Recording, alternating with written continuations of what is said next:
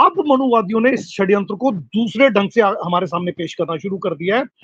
जिन धर्म ग्रंथों को पढ़ने पर हमारी जुबान काट दी जाती थी, ऐसी सजा थी मनुस्मृति में, या जिन मंत्रोच्चारण को सुनने पर शूद्र के कान में शीशा पिघला के डाल दिया जाता था, या वेद उच्चारण करने पर 10 लोहे की कील जितना लोहा आग में लाल जलाकर मुंह में डाल दिया जाने की सजा का प्रावधान था। अब इन्होंने उसके उल्ट क्या कर दिया कि शूद्र धर्म ग्रंथों को पढ़ें, मनुस्मृति को पढ़ें, रामायण को पढ़ें, गीता को पढ़ें, और अब ये प्रचार प्रसार कर रहे हैं कि इसमें सब चीजें अच्छी अच्छी हैं, इसमें देखिए ये चीजें अच्छी हैं, पुनर्जन्म भी अच्छा है, कर्मों के फल से आदमी ब्राह्मण शूद्र बनता है। कोई इनसे पूछे बाबा साहब से ज्यादा पढ़ा लिखा कोई था इस देश में? आज है कोई? नहीं है। बाबा साहब ब्राह्मण बन पाए? फिर से हमें जहनी गुलाम बनाना चाहते हैं, मानसिक गुलाम बनाना चाहते हैं।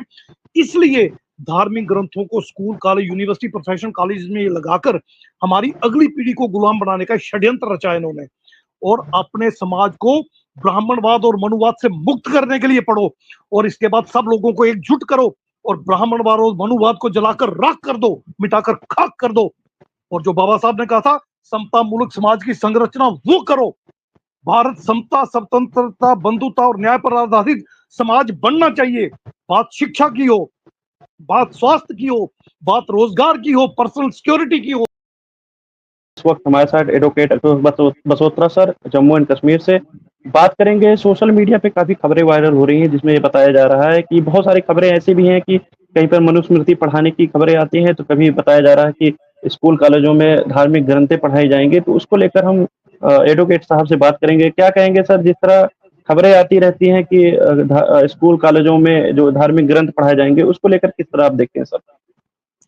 देखिए, पहले तो मैं एक बात बिल्कुल वाज़ेह तौर पे क्लियर कर दूं कि ये सारा काम जो मनुवादी, ब्राह्मणवादी लोग कर रहे हैं, हिंदूवादी लोग कर रहे हैं, एक तो इनका ये जो रिलीजन है इसकी उम्र कोई ज़्यादा लंबी नहीं है। 11वीं शताब्दी के अंत तक हम जानते हैं कि नालंदा यूनिवर्सिटी एग्जिस्ट करती थी, जिसको जलाया गया था। तो 1200 ईस्वी तक, एडी ईस्वी तक जो है, 1200 एडी तक कम से कम बुद्ध में भारत था, बुद्ध धम यहाँ पे था, और हमारा ही एक छत्र राज था, मूल निवासी बहुजन ही राज करते थे। तो उसके बाद इन्होंने वर्ण जाति के आधार पर देश को बांटना और आगे बढ़ना शुरू किया। फिर इनको ये पता चल गया कि ये बुद्धिस्ट लोग जो हैं बड़े इंटेलेक्चुअल लोग हैं, इन्होंने ये स्टडी पहले कर रखी थी। इन्होंने देखा था कि भारत से चलकर बुद्ध ना सिर्फ मिडल ईस्ट में गया, बल्कि यूरोप में भी गया, वेस्टर्न कंट्रीज में भी गया। लगभग 75 से 80% दुनिया में, विश्व में बुद्धिज्म फैला। और ये जो बुद्धिस्ट लोग हैं, इन्होंने ही जीरो का इन्वेंशन किया, 1 2 3 का इन्वेंशन किया, डेसिमल दशमलव का इन्वेंशन किया, एस्ट्रोनॉमी का इन्वेंशन किया, मेडिकल साइंस का इन्वेंशन किया, और तकरीबन सारे शोबे जितने भी सब्जेक्ट हैं, सब सब्जेक्ट में इनकी जो 17 इंटरनेशनल यूनिवर्सिटीज थी उनमें रिसर्च होती थी, और 150 जो बाकी यूनिवर्सिटीज थी उनमें भी लगातार दिन रात काम चलता था। और 4 स्टूडेंट पे एक प्रोफेसर बैठा होता था जो रिसर्चेज करते थे, और लाखों किताबें इन्होंने प्रिंट कर ली हुई थी। तो नॉलेज का जो भंडार है जो भारत में था, वो उसकी स्टडी मनुवादियों ने कर ली थी। तो इनको पता था कि अगर हम सीधा सीधा षड्यंत्र इन पे थोपेंगे तो ये इमीडिएटली ज्ञानवान है, ये समझ आएंगे और उसको उखाड़ फेंकेंगे, अपने सर से उतार फेंकेंगे, चलने नहीं देंगे। इसलिए उन्होंने क्या किया, उन्होंने बुद्धिस्ट हम जो लोग थे, हमारा रूपांतरण करना शुरू कर दिया। हमारे बुद्धिज्म को ही उन्होंने धीरे धीरे अपनाया। भगवे वस्त्र पहने, वही वेशभूषा पहनी, सर मुंडवाए, एक चुटिया रख ली अलग से जिससे उनकी आइडेंटिफिकेशन हो सके। और सबसे पहले उन्होंने धार्मिक स्थलों पर हमारे कब्जा किया। उसके बाद वहां पर जितना पैसा, सोना, चांदी, हीरे मोती थे उस पर कब्जा किया। और फिर उसके बाद धीरे धीरे रूपांतरित करते हुए वो आगे बढ़ने लगे। और उन्होंने क्या किया, हमें वर्ण व्यवस्था में शूद्राति शूद्र घोषित किया। इसका अर्थ ये था कि अब हम शिक्षा नहीं ले सकते, ये उन्होंने कानून बना दिया। अब हम अपनी प्रॉपर्टी अर्जित नहीं कर सकते थे, धन संचय नहीं कर सकते थे, इसके अलावा हम सेल्फ डिफेंस के लिए शस्त्र नहीं रख सकते थे। ये क्यों किया गया, इसका षड्यंत्र क्या था? वो यही था, उन्हें मालूम था कि ये शूरवीर हैं, योद्धा हैं, इंटेलेक्चुअल हैं, किसी भी स्टेज पर हमें आगे नहीं बढ़ने देंगे और इनको गुलाम बना के रखना नामुमकिन है। तो इनको दिमागी तौर पर, ज़हनी तौर पर, मानसिक तौर पर गुलाम बनाना होगा। तो इस तरह की उल-जुलूल किताबें लिखनी शुरू कर दी, उनका प्रचार-प्रसार शुरू कर दिया, हमारी महिलाओं को उन्होंने अपने कब्जे में लिया, फिर परिवारों को कब्जे में लिया और हमें ये समझाना शुरू कर दिया कि हम कर्म से, पिछले जन्मों के कर्मों की वजह से शूद्र पैदा हुए या अतिशूद्र पैदा हुए और हमारे ये राइट्स नहीं है जो अभी मैंने आपको बताए।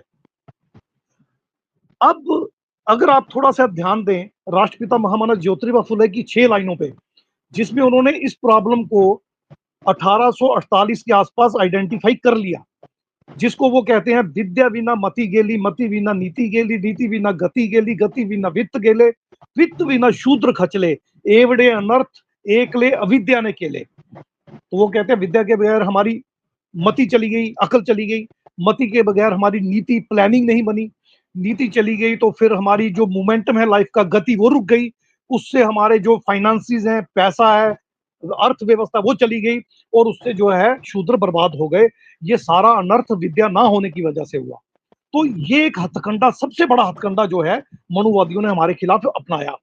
उसके बाद वो हमारे खिलाफ षड्यंत्रकारी मनुस्मृति, बाकी जो धर्म ग्रंथ हैं, ये सब उन्होंने लिखे। सबसे पहले तो उन्होंने वेद लिखे, ऋग्वेद 1464 में लिखा, फिर बाकी वाले वेद लिखे, फिर रामायण, महाभारत, ये सारी किताबें लिखी। उसके बाद फिर स्मृति, श्रुति, ये सब लिखे, पुराण लिखे 18। ये अभी हाल ही की बात है, ज्यादा अरसा नहीं हुआ, 400-500, 550 साल के अंदर ये सारा इन्होंने किया। ज्यादा से ज्यादा 800 साल के अंदर का ये सारा षड्यंत्र है। अब विवेक जी, यहाँ ध्यान देने वाली बात यह है कि इन्होंने हमें पढ़ने लिखने से इसलिए मना कर दिया कि हम इनके षड्यंत्र को डिकोड ना कर सके, समझ ना सके। अब इनके दिन खराब, मुगलों के समय में तो इनका सारा काम चलता रहा, मगर जब ब्रिटिशर्स यहाँ भारत में आए, उनको पैसा लूटना भी था, कमाना भी था और दूसरी जगह पे लड़ाइयां भी लड़नी थी पैसा कमाने के लिए। तो उन्होंने शूद्राति शूद्र यानी ओबीसी को और एससी एसटी को, अनटचेबल और टचेबल बैकवर्ड क्लासेस तब कहा जाता था, इनको उन्होंने अपने साथ लिया, अपनी मजबूरी में इनको पढ़ाया और आगे बढ़ाया। इसी खंड में महामना ज्योतिबा फुले पढ़े, अपनी पत्नी हमारी दादी माँ माता क्रांति ज्योति सावित्रीबाई फुले को पढ़ाया, फातिमा शेख को पढ़ाया, महिलाओं को पढ़ाई शुरू हुई, एससी एसटी के स्कूल खोले, उनकी पढ़ाई शुरू हुई। तो वो जो हम पे एक स्टिग्मा लगा दिया गया था, रोक लगा दी गई थी मनुवादियों द्वारा, वो खुल गई। फिर अंग्रेजों ने यहाँ रिसर्च करी तो हमारा खोया हुआ इतिहास, जिस ग्लोरीफाइड बुद्ध में स्वर्णिम हमारे युग से हमें काट दिया गया था, जेम्स प्रिंसेप ने और अलेक्जेंडर कर्निंगम ने, इन सब ने मिलकर हमारा वो इतिहास खंगाला और खुदाई की, तो हमारा बुद्ध में भारत निकल आया, हम अपनी विरासत से जुड़े। अब क्या हुआ है, अब इनको ये पता चल गया कि ये अपना इतिहास जान चुके हैं, पढ़ लिख गए हैं, अब इनमें जागृति आ चुकी है। अब मनुवादियों ने इस षड्यंत्र को दूसरे ढंग से हमारे सामने पेश करना शुरू कर दिया है। जिन धर्म ग्रंथों को पढ़ने पर हमारी जुबान काट दी जाती थी, ऐसी सजा थी मनुस्मृति में, या जिन मंत्रोच्चारण को सुनने पर शूद्र के कान में शीशा पिघला के डाल दिया जाता था, या वेद उच्चारण करने पर 10 लोहे की कील जितना लोहा आग में लाल जलाकर मुंह में डाल दिया जाने की सजा का प्रावधान था। अब इन्होंने उसके उल्ट क्या कर दिया कि शूद्र धर्म ग्रंथों को पढ़ें, मनुस्मृति को पढ़ें, रामायण को पढ़ें, गीता को पढ़ें, और अब ये प्रचार प्रसार कर रहे हैं कि इसमें सब चीजें अच्छी अच्छी हैं, इसमें देखिए ये चीजें अच्छी हैं, पुनर्जन्म भी अच्छा है, कर्मों के फल से आदमी ब्राह्मण शूद्र बनता है। कोई इनसे पूछे, बाबा साहब से ज्यादा पढ़ा लिखा कोई था इस देश में? आज है कोई? नहीं है। बाबा साहब ब्राह्मण बन पाए? नहीं बन पाए। हमारे कई ओबीसी के लोगों के पास, और अब तो कई ऐसी लोगों के पास अरबों खरबों की प्रॉपर्टी है, क्या वो वैश्य बन पाए? नहीं बन पाए। हमारे कुर्मी, यादव और भी बहुत सारे शूरवीर योद्धा, पराक्रमी योद्धा, बड़े बाहुबली लोग हैं, क्या वो क्षत्रिय या राजपूत बन पाए? नहीं बन पाए। तो ये एक षड्यंत्र है। अब वो इंजीनियरिंग कॉलेज में मनुस्मृति पढ़ाएंगे, बाकी स्कूलों में सुबह सुबह वो वंदना करवाएंगे सरस्वती की, गायत्री मंत्र बच्चों को सिखाएंगे। अब वो हिंदुआइजेशन करना चाहते हैं, जैसे उन्होंने हमारी महिलाओं के दिमाग पे कब्जा करके हमारे परिवारों और समाज पे कब्जा किया था, अब वो हमारे बच्चों को एक कैडराइजेशन देना चाहते हैं, हिंदुत्व की, हिंदूवादी बनाना चाहते हैं। और ये जो समता, स्वतंत्रता, बंधुता और न्याय वाला जो चैप्टर बाबा साहब ने खोला, संविधान के माध्यम से हमारे रुकी हुई गति को गति दी।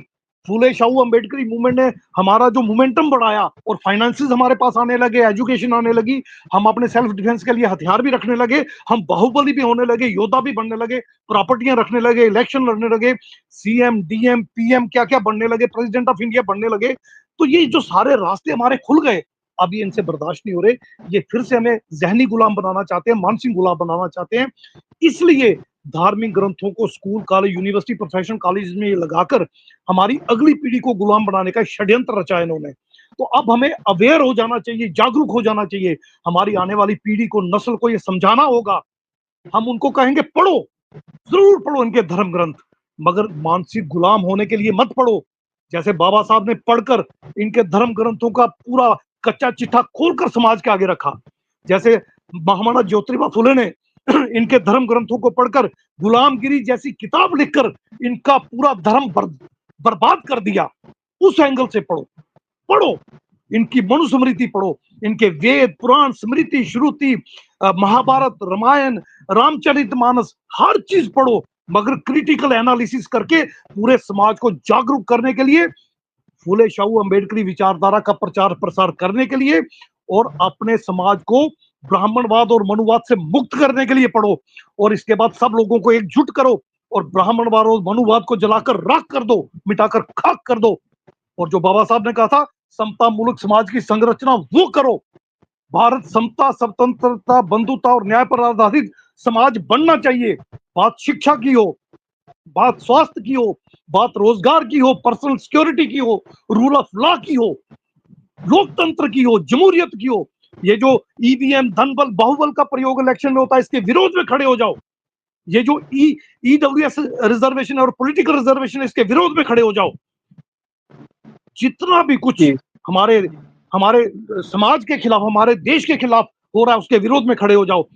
ये जो देशद्रोही लोग देश चला रहे हैं, जो पाकिस्तान को पहले इन्फॉर्म करते हैं हम कहां कहां हमला करेंगे, और वो हमारे 5-5 जहाज गिराने में कामयाब हो जाता है। ऐसे लोगों को सत्ता से बेदखल करो, देश का शासन अपने हाथ में लो। बाबा साहब ने कहा था जाओ अपने घर की दीवारों पे लिख दो, तुम इस देश की शासनकर्ता जमात हो, तुम राजा हो इस देश के। सब लोगों को बाबा साहब भी पढ़ाओ, फुले भी पढ़ाओ, पेरियार भी पढ़ाओ। हमारे महामानव, चाहे क्रांति युग पुरुष रैदास हो, क्रांति युग पुरुष कबीर हो, क्रांति युग पुरुष सैन जी, धन्ना जाट, पीपा जी, बहुत लंबी फहरिस्त है, गोरे जी महाराज, उनके बारे में जागरूक करो। कुमार बरादरी में अगर आप जाते हो तो संतराम बीए को पढ़ाओ, अगर यादव बरादरी में जाते हो तो ललई सिंह यादव को पढ़ाओ। पूरे रेवोल्यूशनरी लोगों को, महामानवों को अपने समाज में पढ़ाओ और इनके धर्म ग्रंथ पढ़ के उसकी पोल खोलो। बताओ बाबा साहब ने क्या कहा था, बताओ फुले जी ने क्या कहा था, बताओ हमारे महामानव क्या क्या कह गए हैं। यशकाई डीके खापर्डे जी, यशकाई दीना बाना जी, मान्यवर कांशीराम जी और उनके आगे जितनी उनकी जनरेशन आज पूरे भारत में करोड़ों की संख्या में ये रेवोल्यूशन खड़ा कर रही है, बिल्कुल उसी तरह पर आप भी तैयार हो जाओ और सबको बताओ इन धर्म ग्रंथों में क्या है। पढ़ो, मगर क्रिटिकल एनालिसिस के लिए और अम्बेडकरवाद को प्रस्थापित करने के लिए और बुद्ध में भारत बनाने के लिए पढ़ो और लड़ो। ये मेरा संदेश है आप सबको, ये आपको करना होगा, यही मैं कहना चाहता हूँ। तो बहुत बहुत धन्यवाद सर, आपने महत्वपूर्ण जानकारी दी। जो भी साथी इस वीडियो को देख रहे हैं, वीडियो को लाइक करें, चैनल सब्सक्राइब नहीं किया चैनल सब्सक्राइब करें। बहुत बहुत धन्यवाद सर। बहुत बहुत शुक्रिया विवेक जी।